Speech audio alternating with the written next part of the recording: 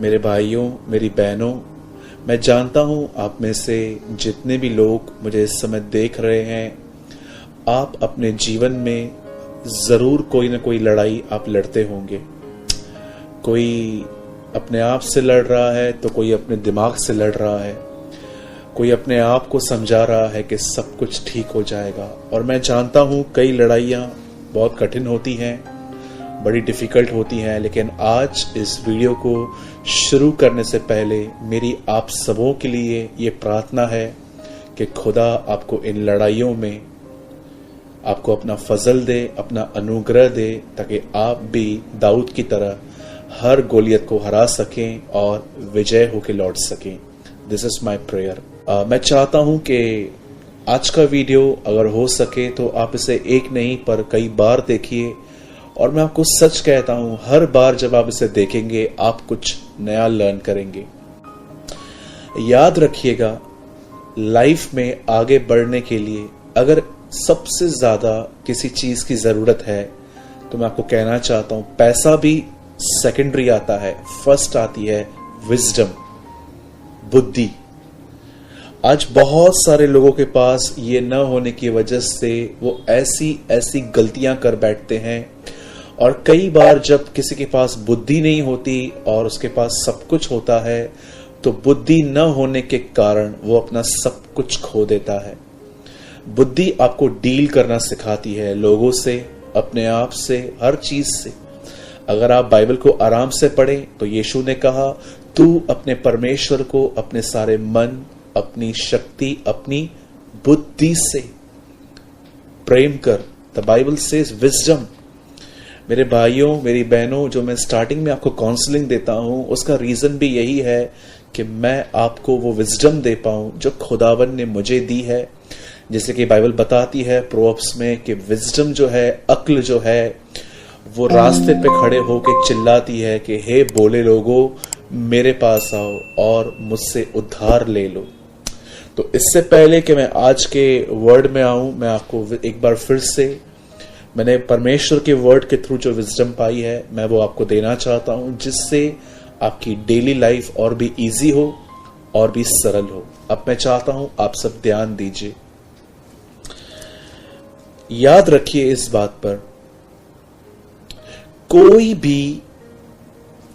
भी व्यक्ति without exam दिए आगे नहीं बढ़ता, चाहे वो किसी भी स्टैंडर्ड में रहे।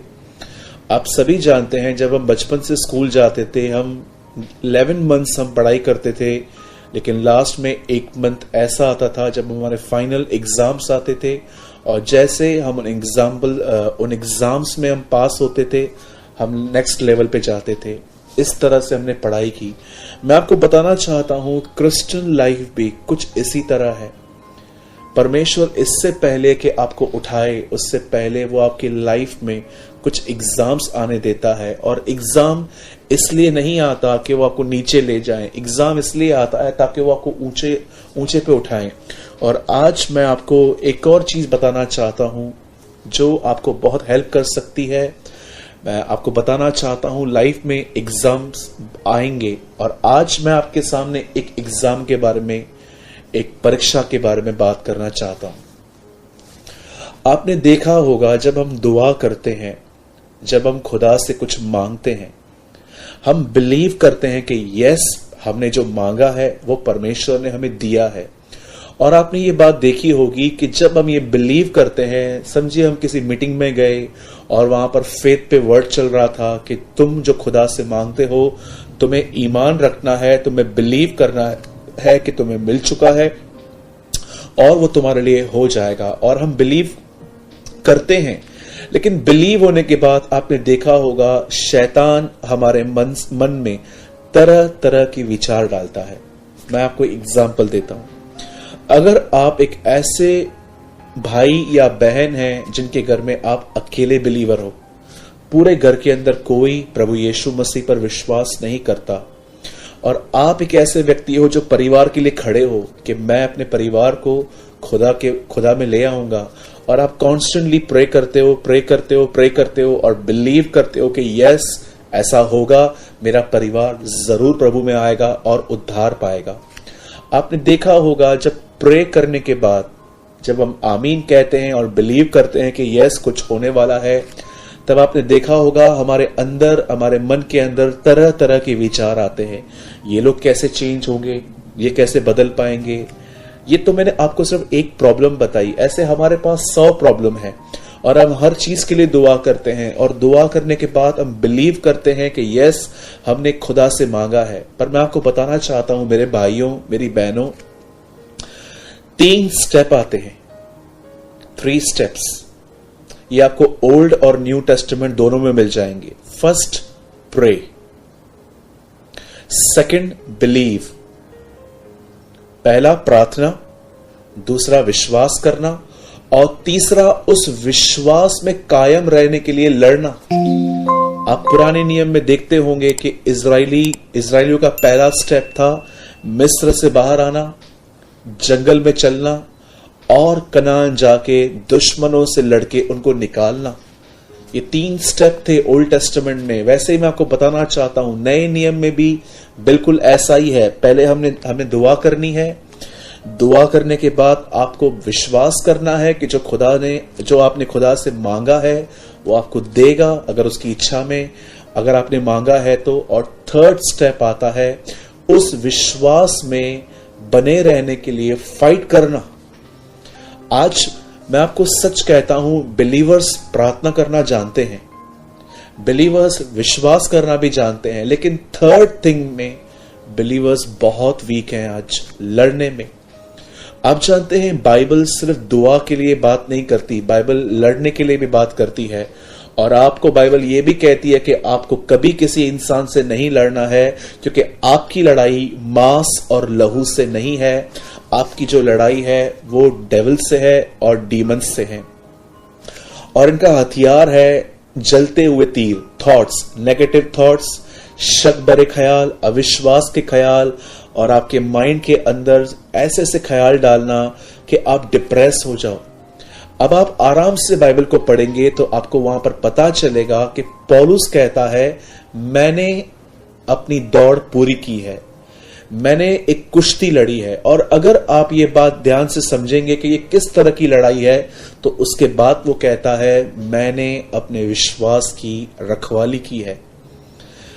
परमेश्वर ने कहां पर भी ये नहीं कहा है कि प्रेयर करो कि मैं तुम्हारे फेथ को प्रोटेक्ट करूं। No, the Bible says protect your faith yourself.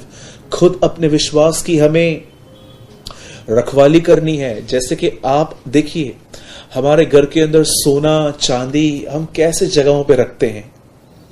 मैं आज भी जानता हूं कि किसके घर में गोल्ड था तो उन्होंने सबसे पहले उसको एक डब्बे में बंद किया, और डब्बे में भी नहीं, एक पिंक पेपर में बंद किया। पिंक पेपर उन्होंने डब्बे में डाला, वो डब्बा लेकर उन्होंने एक वार्डरोब की तिजोरी में डाला, और तिजोरी के अंदर भी एक छोटी सी तिजोरी बनी हुई थी, उसके अंदर रख के उसको अंदर लॉक किया, बाहर लॉक किया, फिर कबाड़ को उन्होंने वार्डरोब को बंद कर दिया। कितना हम लोग इन चीजों को संभाल के रखते हैं। कितने लोग हैं जो फेथ को इस तरह प्रोटेक्ट करते हैं, जरा सोचिए। मेरे भाइयों और बहनों, ये एग्जाम आपके लाइफ में आएगा। आप प्रेयर करेंगे, आप फेथ रखेंगे, और उसके बाद एक और स्टेप आता है फेथ में बने रहने के लिए लड़ना। अब मैं आपको बताना चाहता हूं कैसे आप अपने फेथ में बने रह सकते हैं। सबसे पहले याद रखिए, आपको दुआ करनी है, उसके बाद आपको विश्वास करना है कि जो आपने खुदावंद से उसकी मर्जी में मांगा है वो आपको जरूर अपने समय में वो आपको देगा। और थर्ड, जब तक आप उसे पालो, उस विश्वास में बने रहने के लिए आपको बाइबल में से कोई ऐसा वर्ड ढूंढना है जो आपकी सिचुएशन से मैच करता हो। मैं एग्जाम्पल देना चाहता हूं, अगर आपके कुछ दुश्मन हैं जो आपको मारने के पीछे हैं, आपको लगता है कि मैं घर से बाहर निकलूंगा तो मुझ पे अटैक होगा, तो मैं आपको बताना चाहता हूं बाइबल के अंदर एक वर्ड लिखा गया है कि जितने हथियार तुम्हारे विरुद्ध बनाए गए हैं उनमें से एक भी सफल नहीं होगा।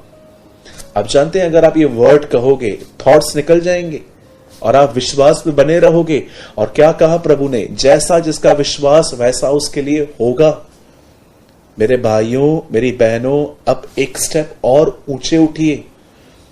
याद रखिएगा, आप एक लड़ाई में हैं। अगर आप नहीं मारेंगे, वो आपको मारेगा। पुराने नियम में एक लड़ाई थी इजराइलियों की फिलिस्तीनियों से, और अलग अलग जातियों से वो लड़ते थे। पर न्यू टेस्टामेंट में यीशु ने कहा, हमारी लड़ाई किसी भी इंसान से नहीं है। आप आराम से पढ़िए। जब यीशु ने देखा कि मंदिर में व्यापार हो रहा है, तो प्रभु ने किसी को कोड़ा मारा नहीं। उसने उन कोड़ों से जानवरों को निकाल दिया, और उसने वो जो चौकियां पड़ी हुई थी, जो उन लोगों ने ऐसे शॉप बना के रखी थी, यीशु ने उनको वहां से निकाल दिया। लेकिन उसने किसी इंसान को रोक नहीं मारी। आज मसीहत बिल्कुल उल्टी है। आज लोग लोगों से लड़ रहे हैं, और दुष्ट आत्मा इसके बीच में, हमारे बीच में एंजॉय कर रहे हैं कि देखो ये आपस में लड़ रहे हैं। मेरे भाइयों, मेरी बहनों, मैं आज आप में से हर एक को कहना चाहता हूं, लड़ना सीखिए, वर्ड कन्फेस करना सीखिए, अपने माइंड को प्रोटेक्ट करना सीखिए। यीशु ने कहा, जब मैं वापस आऊंगा तो कितनों में विश्वास पाऊंगा। जरा सोचिए, कितनों में वो ईमान पाएगा। अपने विश्वास में बने रहने के लिए मैं आपको बताना चाहता हूं, आपको लड़ना सीखना है। अदरवाइज आप भी उन्हीं बिलीवर्स की तरह हो जाएंगे जिनके फेस पर एक फेक स्माइल है, एक झूठी हंसी है, लेकिन इनसाइड वो डिप्रेस, डिस्करेज और हर प्रकार की चिंताओं में बंधे हुए हैं। मैं आपको आज होमवर्क देता हूं एक, प्लीज जब भी आप बाइबल पढ़ते हैं अपने हाथ में पेन रखिए, और जब भी आपको पवित्र आत्मा हाईलाइट करे कि ये वर्ड टिक कर और ये वर्ड अपनी परीक्षाओं में बोल, तो उस समय ये कीजिए। इससे आपको बहुत फायदा मिलेगा। आप फ्रेश रहेंगे, हमेशा आपके ऊपर एक फ्रेश अनॉइंटिंग बनी रहेगी। मेरे भाइयों, मेरी बहनों, डिप्रेशन क्या होता है मैं बहुत अच्छे से जानता हूं। ओवर थिंकिंग क्या होती है मैं बहुत अच्छे से जानता हूं। दिल टूटना क्या होता है मैं बहुत अच्छे से जानता हूं। और मैं आप में से हर एक को इनकरेज करना चाहता हूं कि खुदा की ये मर्जी नहीं है कि हम डिस्करेज और डिप्रेस रहें। वो चाहता है कि हम हर दिन एक विजेता, एक कॉन्कर होके हम जिंदगी जिएं, जिसके लिए वो आज आपको इस वचन के द्वारा लड़ना सिखा रहा है। याद रखिए, ऐसा लिखा गया है कि जब यीशु प्रचार करता था तो लोग कहते थे कि ये शास्त्रियों के समान नहीं बोलता, परंतु ये अधिकार सहित बोलता है। याद रखना, वचन में अथॉरिटी है। जब आप अपने मुंह से कुछ कहते हैं, दुष्ट आत्माओं को ये बात सुननी पड़ेगी, because you are saying the words of authority. यीशु ने कहा, मैंने तुम्हें सांपों और बिच्छुओं को निकालने का अधिकार दिया है। कैसे? उसके वर्ड में है। जब दुष्ट आत्माओं को कहते हैं उसमें से निकल, आपको नहीं पता कि आपके वर्ड में अथॉरिटी है, क्योंकि ये खुदा का वर्ड है। प्लीज लड़ना सीखिए।